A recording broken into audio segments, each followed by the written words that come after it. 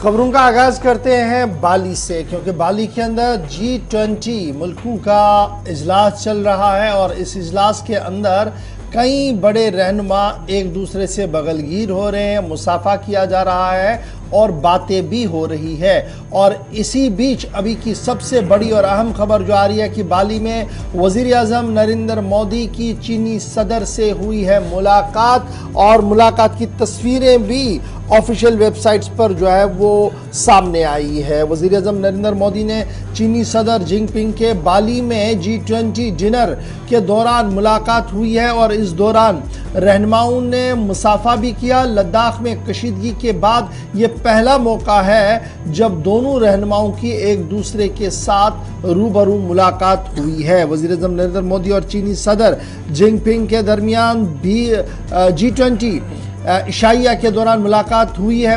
तस्वीरें कल से सामने आ रही है। हालांकि दोनों रहनुमाओं के मुलाकात का कोई ज़ाब्ता प्रोग्राम नहीं है। जो G20 डिनर के दौरान पीएम मोदी और चीनी सदर जिनपिंग ने मुलाकात की है। इस दौरान मुख्तसर बातचीत भी हुई है। मशरकी लद्दाख में चीन की तरफ से सरहदी दरअंदाजी पर जारी कशमकश के दरमियान दोनों मुल्कों के दरमियान दो तरफा मुलाकात के इम्कानात पर सवालात तो उठ ही रहे थे। ताहम कल डिनर पर जिस तरीके से मुलाकात हुई है, तस्वीर आपके सामने है। इसमें मुख्तसर मुलाकात ही सही, लेकिन बर्फ़ पिघलने के आसार इससे नज़र आना शुरू हो सकते हैं आने वाले दिनों में मशरकी लद्दाख के अंदर, जहां एक तरफ से वज़ीर आज़म मुलाकी हुए हैं चीनी सदर से, वहीं पर एंटनी बिल्किन जो यूएस के सेक्रेटरी ऑफ स्टेट एंटनी बिल्किन है, वो भी वहाँ G20 डिनर में मौजूद थे। वहाँ पर वज़ीर आज़म से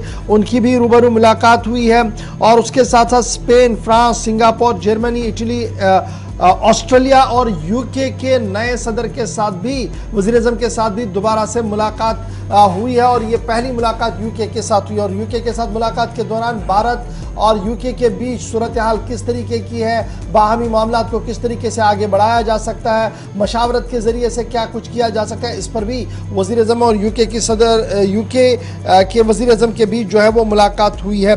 और इस मुलाकात को भी इंतहाई अहम जो है वो माना जा रहा है, क्योंकि आने वाले दिनों में इसे डिप्लोमेटिक चैनल से आगे बढ़ाने की कोशिश की जाएगी। याद रखिएगा, डिनर इशाइया जो था वो G20 सरबराह मुल्कों का कल रात देर के मुनक्किद हुआ था, जिस दौरान सारे सरबराह एक दूसरे से मुलाकी हुए, बगलगीर हुए, मुसाफा भी किया और कई मकामात पर कुछ अहम पेशरफ्तें भी हुई हैं। इस तरीके की खबरें जो है वो बाली से इस वक्त सामने आ रही है। जी आसिफ, बिल्कुल बाली की बात हो रही है तो यहाँ पर दूसरी तस्वीर भी आपको दिखाते हैं। ऋषि सुनक कुछ दिन पहले उन्होंने जिम्मेदारी संभाली, वज़ीर आज़म बने वो बरतानिया के अंदर, लेकिन उसके बाद मुलाकातों का सिलसिला जब मुख्तलिफ शख्सियात के साथ वज़ीर आज़म का जारी है तो इन्हीं मुलाकातों में ऋषि सुनक के साथ भी मुलाकात वज़ीर आज़म की हुई है और इस दौरान उनकी तरफ से स्पीच भी हुई। जब उनका खिताब हुआ भारतीय शहरियों के साथ, मुलाकात के बाद खिताब कर रहे थे तो कुछ बड़ी बातें उनकी तरफ से कही गई हैं। लेकिन हमने ये भी देखा कि जैसे ही मुलाकात हुई वज़ीर आज़म की तरफ से, उसके बाद खिताब किया गया। लेकिन इस मुलाकात के बाद जब ऋषि सुनक से बतौर वज़ीर आज़म ये पहली मुलाकात थी, उस तरफ से भी और इस तरफ से भी, तो इस दौरान उन्होंने कहा कि जो बरतानिया और भारत के मामलात हैं उनको किसी और दिन डिस्कस करेंगे आराम से बातचीत करके। यानी ये मुलाकात के दौरान जो बहुत मुख्तसर मुलाकात थी उसमें बात हुई, लेकिन इस मुलाकात के चंद घंटों बाद अहम पेशरफ्त हुई। तकरीबन 3000 वीज़े भारतीय शहरियों के लिए जारी कर दिए गए बरतानी हुकूमत की तरफ से और ये शायद कल की मुलाकात के बाद ये कहा जा रहा है कि एक पॉजिटिव डेवलपमेंट है और आने वाले दिनों में दोनों मालिक इस पहलू पर कम से कम मजीद गौर कर सकते हैं, क्योंकि शहरियों के वीज़ों का मामला काफी दिनों से लटका पड़ा। इस पर सिर्फ 3 घंटे पहले गालिबन वज़ीर आज़म साहब का एक ट्वीट भी आया है और ट्वीट सिर्फ 2 लाइनों का है, लेकिन बड़ा मुख्तसर और जामिया ट्वीट है।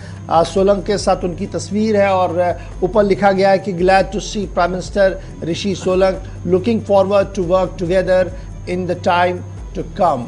ये वज़ीर आज़म साहब की तरफ से अपने ट्विटर हैंडल पर जो है वो ट्वीट किया गया है। और जैसे आसिफ ने आपको बताया कि इसके फ़ौरन बाद कुछ चीज़ें जो है वो देखने को मिली। वज़ीर आज़म साहब ने क्या कुछ कहा, फटाफट से अपने नाज़रीन को सुनाते हैं, क्योंकि ये बैनुल-अक़वामी दौरा जो है ये